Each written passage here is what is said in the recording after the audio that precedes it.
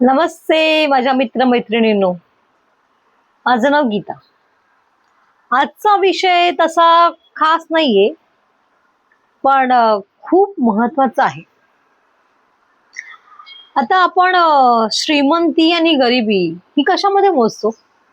पैशांमध्येच ना, बरोबर. मग तुम्ही म्हणाल, तू का सांगते आम्हाला, मला माहिती आहे. पण नाही ना, मला काही गोष्टी माहीत नव्हत्या, पण माझ्या स्वतःच्या अनुभवावरून मला त्या कळाल्या. ते असं मी सुद्धा ना पैशांवरून श्रीमंती आणि गरिबी मोजत होते, पण मुळात तसं नाहीये. असंच काही लोक आहेत ज्यांच्याकडे भरपूर पैसा आहे, म्हणजे त्यांच्या मेहनतीने त्यांनी तो कमवला आहे. Hats off, great.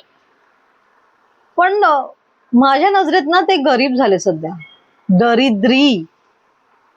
कारण माणुसकीच्या नावाने शून्य, मनाची श्रीमंती शून्यपेक्षा शून्य, खालचा दर्जा.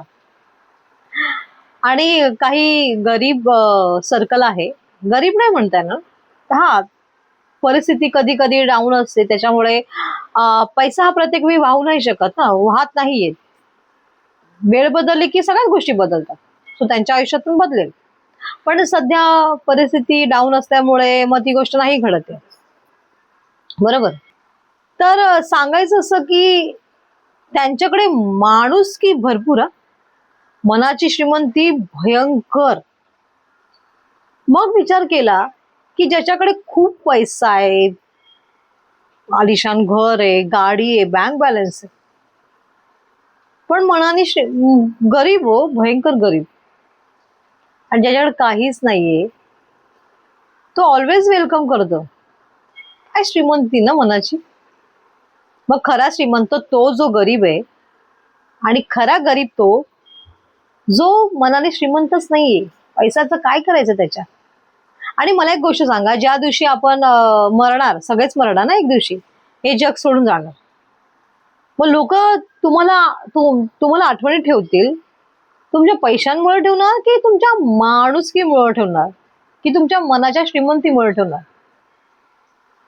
ह्याचा विचार केला पाहिजे ना आपण. पण तोच विचार आपण करत नाही, आणि आपण फक्त पैशांच्या मागे धावतो. पैसा महत्वाचा आहेच, पाहिजेच, पण माणुसकीला काहीच किंमत नाही का?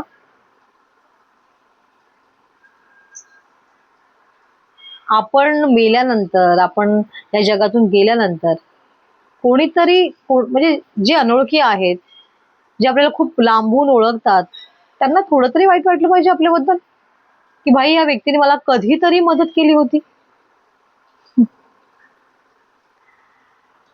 त्याच्यामुळे पैसा डझंट मॅटर, मॅटर करतो, पण माणुसकी जास्त मॅटर करते, हो ना.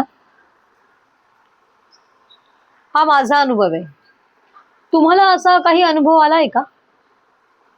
आलाच असेल तर बघा, हा व्हिडिओ आवडला असेल, ही माहिती तुम्हाला जर लॉजिकल वाटली असेल, रिलेट केली असेल, तुम्ही असा काही अनुभव घेतला असेल तर लाईक करा. आणि कोणाला हा मेसेज द्यायचा असेल तर शेअर सुद्धा करा. बाय.